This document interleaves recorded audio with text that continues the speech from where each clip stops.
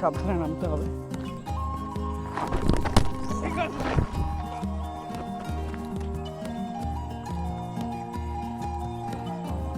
চলো তোমাদেরও নিয়ে যাই অফবিট প্ল্যাটফর্মে।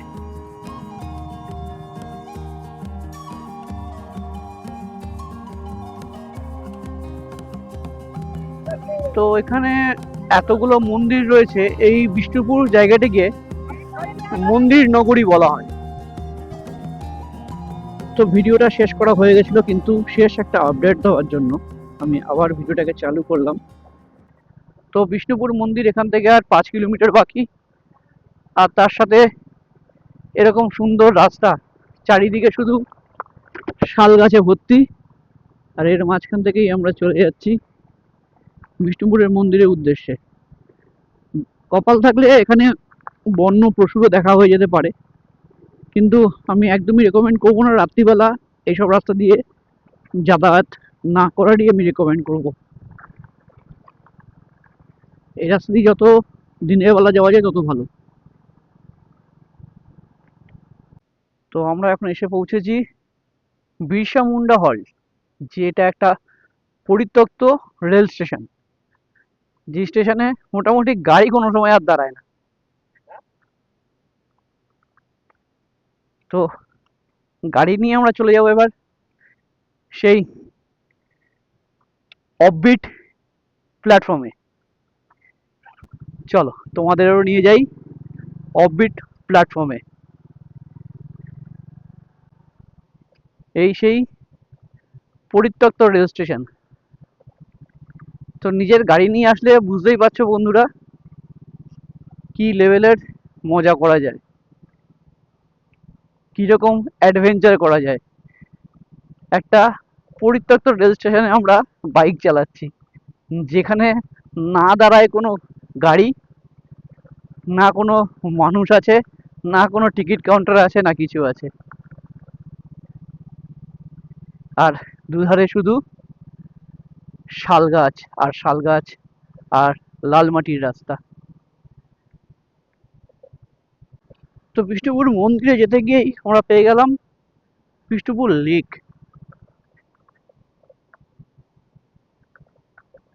তো আমরা যাবো এবার বিষ্ণুপুর লেকে। এটা হচ্ছে বিষ্ণুপুর লেক, বিশাল বড় একটা লেক।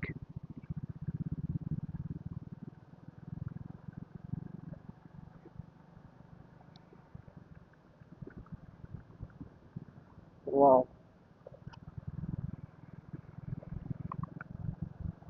এটা হচ্ছে পুরো বিষ্ণুপুর লেকের ভিউ।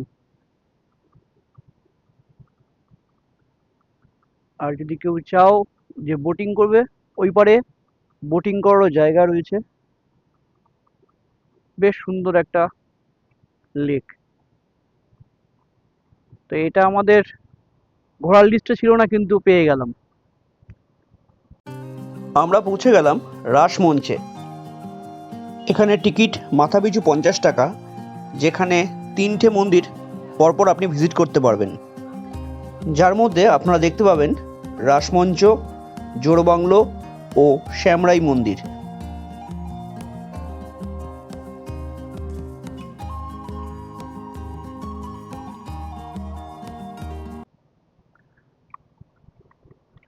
তো আমরা চলে এসেছি এখন জোড়বাংলো। রাসমঞ্চ থেকে আমরা চলে আসলাম জোড়বাংলোর দিকে।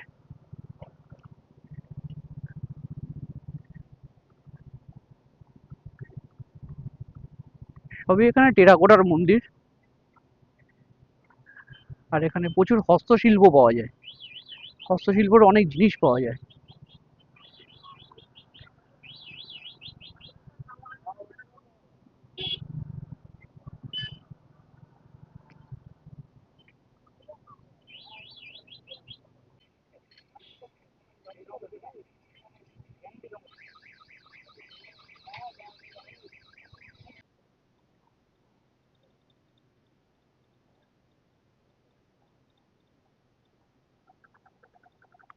তো এটি হলো শ্যামরাই মন্দির। আমরা এখন বিষ্ণুপুরের শ্যামরাই মন্দিরের কাছে চলে এসেছি। ভিতরে ভিডিও অ্যালাউ নেই, ওই জন্য আমরা ভিডিও করছি না ভিতরে, আমরা বাইরে থেকেই দেখিয়ে দিচ্ছি। মোবাইল দিয়ে ভিডিও করা অ্যালাউ, কিন্তু ক্যামেরা দিয়ে অ্যালাউ নেই। তার পাশেই রয়েছে রাধেশ্যাম মন্দির। তো এখানে এতগুলো মন্দির রয়েছে, এই বিষ্ণুপুর জায়গাটিকে মন্দির নগরী বলা হয়। এই কিছুটা জায়গার মধ্যে প্রচুর প্রচুর মন্দির রয়েছে,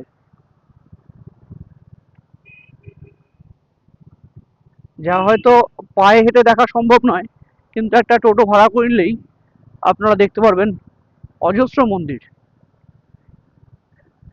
সামনে আরেকটা মন্দির চলে আসলো।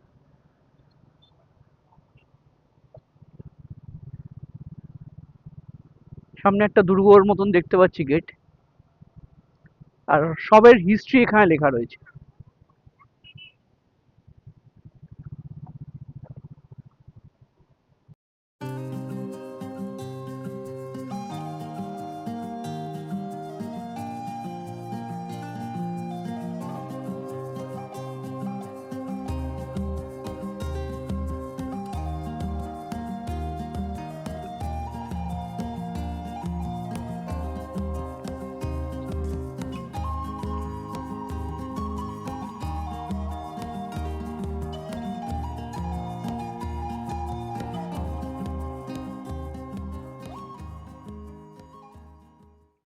তো আমরা বিষ্ণুপুর ক্যাফেতে চলে এসেছি, আমাদের লাঞ্চটা এখানেই সেরে নেব।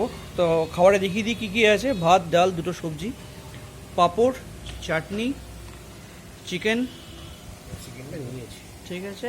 তো বিষ্ণুপুর পলিটেকনিক হোস্টেল এটা, আর তার পাশেই বিষ্ণুপুর ক্যাফে। এখান থেকে আমরা লাঞ্চ করলাম, এখানে হোটেলও অ্যাভেলেবেল আছে, তো এখানে এসে থাকতে পারো। খাওয়া দাওয়া খুবই ভালো, আর 700 থেকে রেট শুরু হচ্ছে রুমের, তো মোটামুটি ঠিকই আছে। তো চাইলে ভিজিট করতে পারো।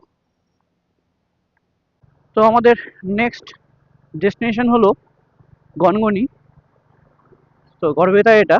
তাই এখান থেকে বিষ্ণুপুর থেকে দূরত্ব দেখাচ্ছে 28 কিলোমিটার, সময় লাগবে 40 মিনিট। তো সময় এখন 1:45, আর আমরা বেরিয়ে পড়লাম গনগনির উদ্দেশ্যে।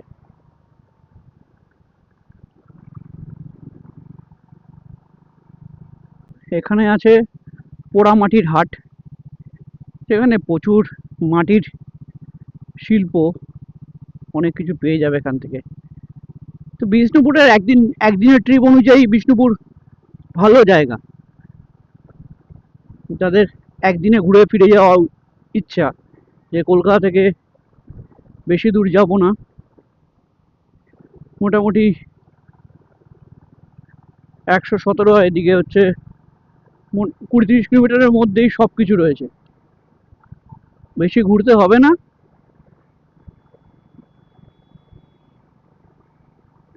একদিনেই ভালো ঘোরা যাবে বিষ্ণুপুর।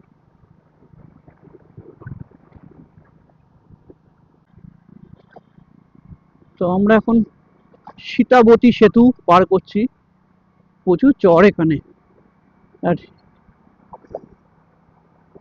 আর এই নদীটাই হচ্ছে সীতাবতী নদী।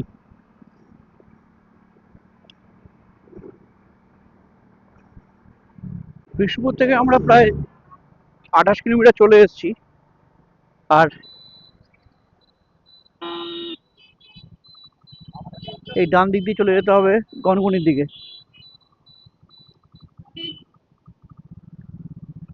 তো আমরা তখন রাইড করছিলাম NH-14 দিয়ে।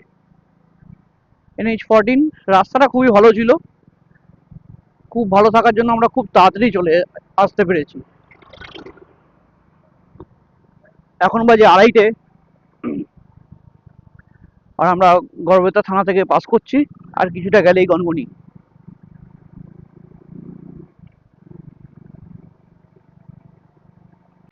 তো আমরা গনগনি পার্কে চলে এসেছি, আর এখানে এটা হচ্ছে একটা পার্কের মতন করেছে। এখান থেকে ওয়াচ টাওয়ার, একটা ওয়াচ টাওয়ার আছে, টিকিট কাউন্টার আছে। টিকিট প্রাইস কত জেনে নিচ্ছি।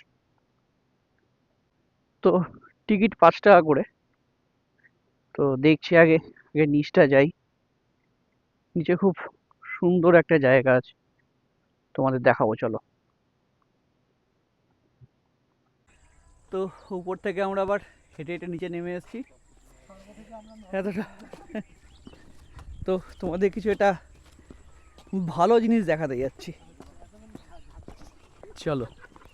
তো এই জায়গা থেকে নেমে যেতে হবে এবার, আরো সামনে গিয়ে দেখাচ্ছি চলো। একটু সাবধানে নামতে হবে।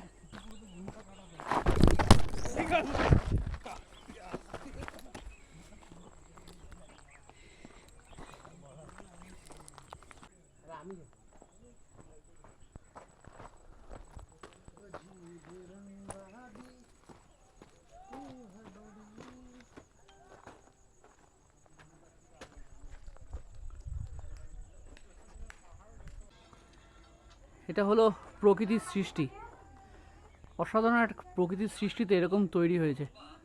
জল এসে এসে সব ধুয়ে নিয়ে গেছে, আর বাকিটা যেটা পড়ে রয়েছে সেটা এরকম ভগ্নস্তূপে পরিণত হয়েছে। অসাধারণ জায়গা, একটা নতুন জায়গায় এলাম গনগনি। তো দেখতেই পাচ্ছেন গড়বেতার, জায়গাটার নাম হচ্ছে গড়বেতার, গড়বেতার থানার আন্ডারে। খুব সুন্দর জায়গা, একটু জুম করে দেখাই।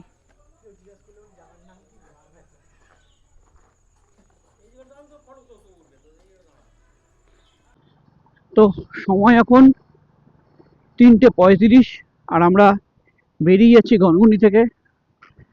আজকের ভিডিওটা এখানেই শেষ করব। আমরা এবার এখন বাড়ি ফিরবো, এই ভিডিওটা এখানেই শেষ করব। তো ভিডিওটা ভালো লাগলে অবশ্যই লাইক, শেয়ার এবং সাবস্ক্রাইব করে দেবেন। একটা ভিডিও বানাতে আমাদের অনেক খাটনি হয়, যদি একটু সাপোর্ট করেন খুব ভালো লাগে। একটু কমেন্ট করে জানাবেন কেমন লাগে।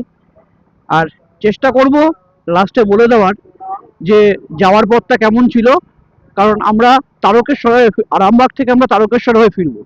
আমরা যে রাস্তা দিয়ে এসেছি মশাট হয়ে, সেটা রাস্তা দিয়ে যাবো না, কারণ রাস্তাটায় আসার সময় দেখেছি আমরা মানে 80%ই খারাপ। তো দেখবো তারকেশ্বরের রাস্তাটা কেমন আছে, তো সেইভাবেই তোমাদেরকে গাইড করে দেবো। তো এই বলেই ভিডিওটা শেষ করলাম। সবাই ভালো থাকবেন, সুস্থ থাকবেন, নমস্কার, টাটা, বাই। তো ভিডিওটা শেষ করা হয়ে গেছিলো, কিন্তু শেষ একটা আপডেট দেওয়ার জন্য আমি আবার ভিডিওটাকে চালু করলাম। তো সেই আপডেটটা হলো, আমরা তারকেশ্বর রোড ধরেই এলাম, এসে সিঙ্গুর থেকে আমরা দুর্গাপুর রোড ধরে এদিকে আসছি, বাড়ির দিকে ফিরছি। তো যেটুকুনি দেখলাম তারকেশ্বর রোড অনেক ভালো মশাট রোডের থেকে। তো আপাতত এই নভেম্বর মাস, এখন এই সময় যদি কেউ যায়, তো তারকেশ্বর রোডটা ধরলে রাস্তাটা অনেক বেটার। এইটুকুনি আপডেটই দেওয়া ছিল। তো গুড নাইট, এটা বলেই ভিডিওটা শেষ করলাম।